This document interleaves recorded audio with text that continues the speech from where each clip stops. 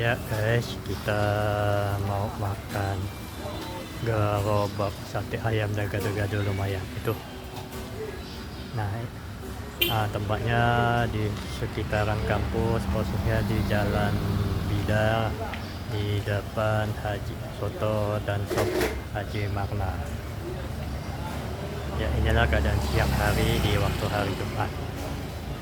Nah, yuk mari kita mendekat. Ya, inilah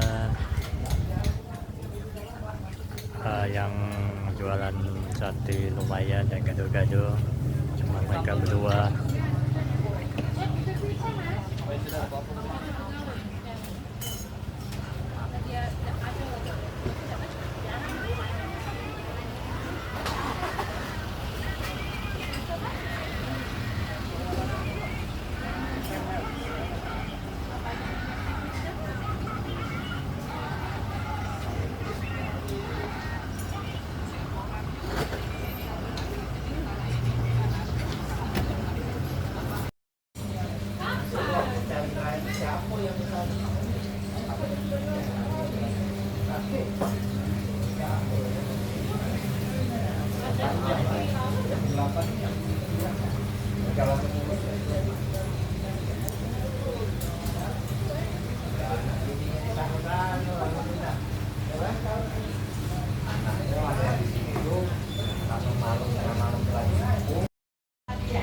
Ya, makanan kita sudah siap.